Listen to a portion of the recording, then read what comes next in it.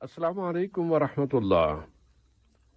آج کا دوسرا نشریہ سیف الرحمان کی زبانی اور پہلے اہم خبروں کا خلاصہ۔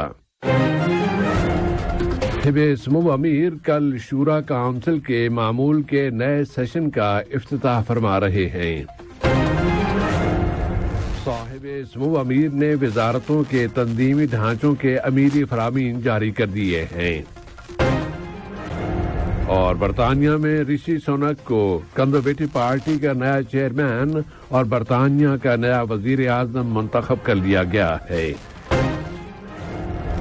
یہ تھا اہم خبروں کا خلاصہ، اور اب پیش خدمت ہے ریڈیو قطر سے آج کا دوسرا مفصل نشریہ۔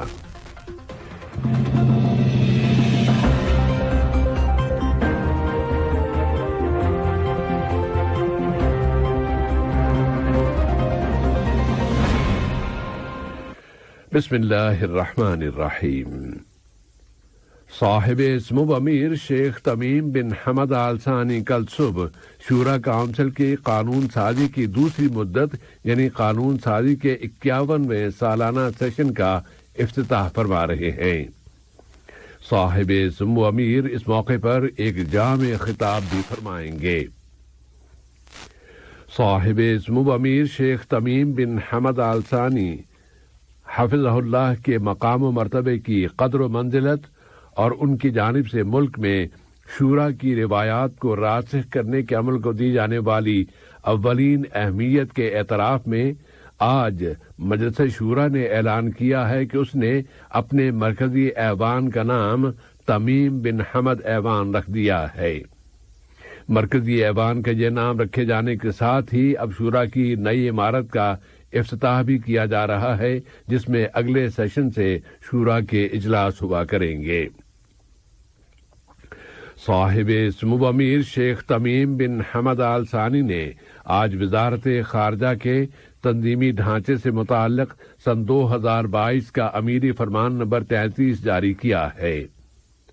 صاحب سمو امیر نے وزارت مالیات کے تنظیمی ڈھانچے سے متعلق 2022 کا امیری فرمان نمبر 34، وزارت تربیت و تعلیم و اعلیٰ تعلیم کے تنظیمی ڈھانچے سے متعلق 2022 کا امیر فرمان نمبر 35، وزارت صحت عامہ کے تنظیمی ڈھانچے سے متعلق 2022 کا امیر فرمان نمبر 36، وزارت اوقاف و اسلامی امور کے تنظیمی ڈھانچے سے متعلق 2022 کا امیر فرمان نمبر 37، وزارت انصاف کے تنظیمی ڈھانچے سے متعلق 2022 کا امیر فرمان نمبر 38، وزارت تجارت و صنعت کے تنظیمی ڈھانچے سے متعلق 2022 کا امیر فرمان نمبر 39، وزارت بلدیہ کے تنظیمی ڈھانچے سے متعلق 2022 کا امیر فرمان نمبر 40 اور وزارت ماحولیات و موسمیاتی تبدیلی کے تنظیمی ڈھانچے سے متعلق 2022 کا امیر فرمان نمبر 41 جاری کر دیا ہے۔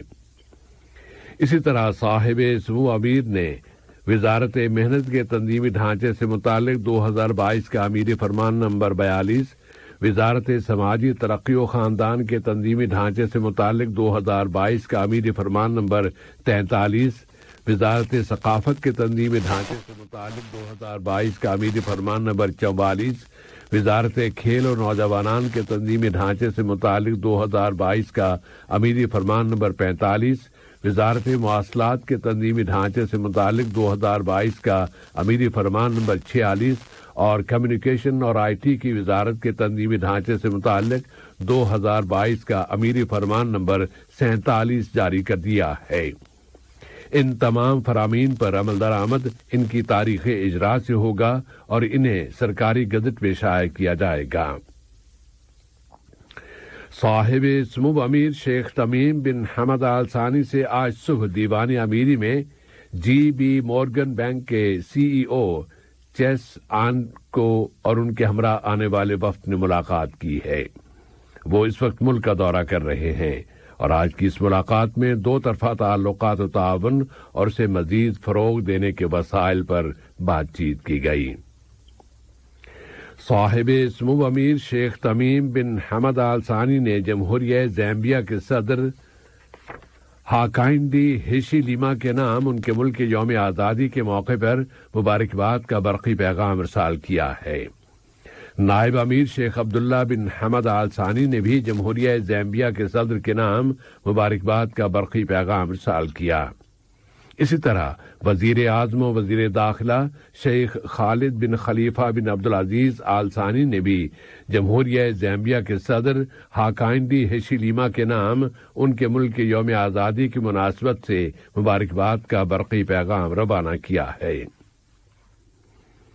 وزیر اعظم و وزیر داخلہ اور ورلڈ کپ فیفا قطر 2022 چیمپئن شپ کی سیکیورٹی کمیٹی کے صدر شیخ خالد بن خلیفہ بن عبدالعزیز آل ثانی کی سرپرستی میں چیمپئن شپ کی سیکیورٹی کمیٹی وطن نامی مشقیں شروع کر رہی ہے، جن میں مختلف فوجی اور سول حلقے شرکت کر رہے ہیں، اور ان مشقوں کا مقصد کسی بھی ہنگامی صورتحال میں مطلوبہ جگہ پر تیز رفتاری سے پہنچنے کی مدت ریکارڈ کرنا، اور مشقوں کا مقصد کمان سسٹم اور متعلقہ حلقوں کے درمیان مشترکہ تعاون اور صورتحال پر قابو پانے کا جائزہ لینا ہے۔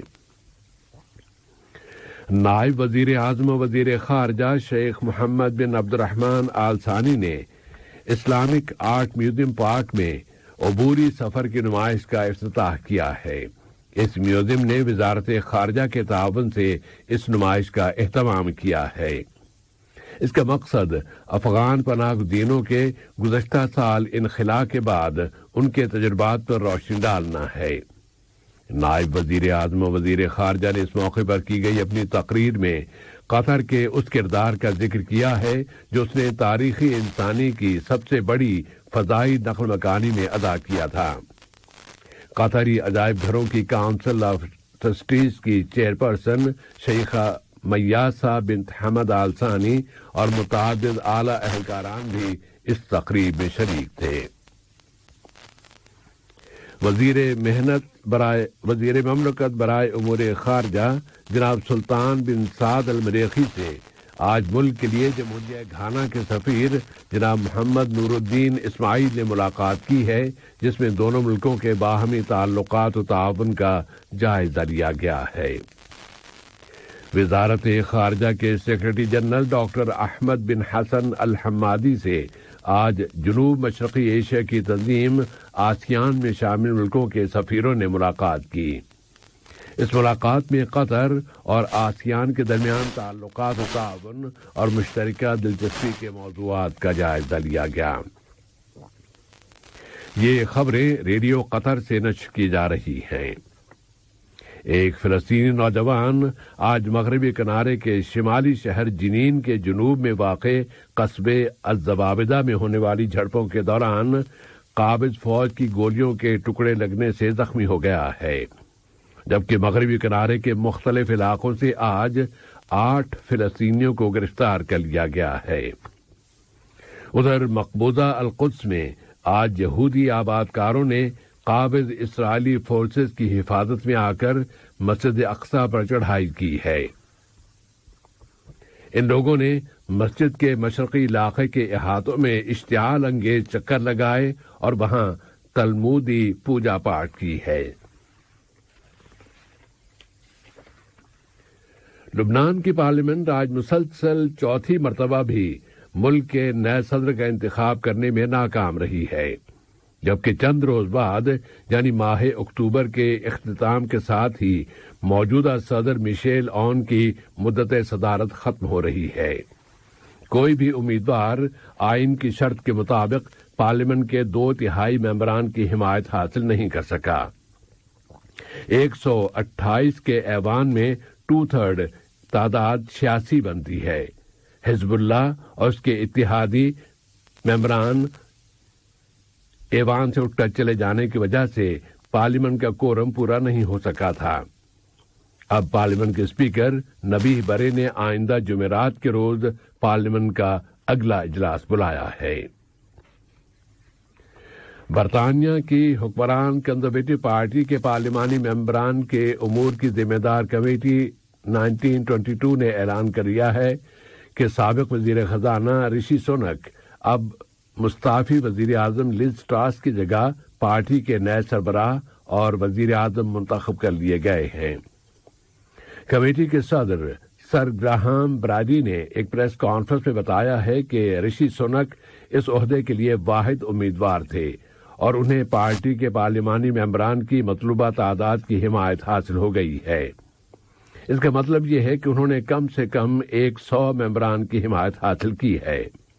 उनकी अकलौती मुखालिफ पार्लिमानी अक्सरियती लीडर बिनी मोर्डांट ने आखिरी वक्त में अपना नाम वापस ले लिया क्योंकि वो इंतखाब के दूसरे दौर के लिए 100 मेंबरान की हिमायत हासिल करने में नाकाम रही थीं। इस तरह हिंदुस्तानी नजाद 42 साल ऋषि सुनक बरतानिया की सियासी तारीख के सबसे कम उम्र वजीर आजम बन गए हैं। आज का ये नशरिया खत्म होने से कबल अहम खबरों का खुलासा एक मरतबा फिर पेश खिदमत है।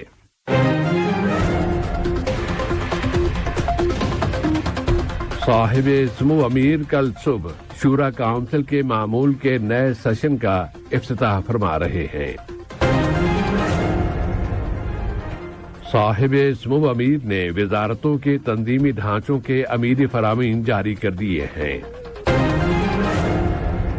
और बरतानिया में ऋषि सुनक को कंजर्वेटिव पार्टी का नया चेयरमैन और बरतानिया का नया वजीर आजम मुंतखब कर लिया गया है। रेडियो कतर से आज का दूसरा नशरिया अपने इख्तिताम को पहुंचा। फी अमानिल्लाह। हमारा अगला बुलेटिन सुबह 9 बजे पेश किया जाएगा। सुनते रहिए FM 107। सलाम अलैकुम दोस्तों, मैं हूं शेख नूर। आप देख रहे थे कतर न्यूज़ टुडे। मुझे उम्मीद है कि ये वीडियो आपको इंफॉर्मेटिव लगी होगी। इसी तरह के वीडियो पाते रहने के लिए नूर टाइम 24/7 यूट्यूब चैनल को सब्सक्राइब कीजिए और इस वीडियो को लाइक, कमेंट और शेयर ज़रूर कीजिए। अगर आप फेसबुक पर देख रहे हैं तो शेख नूर पेज को लाइक कीजिए और फॉलो कीजिए ताकि मैं जैसे वीडियो अपलोड करूं आप तक पहुंच जाए। शुक्रिया।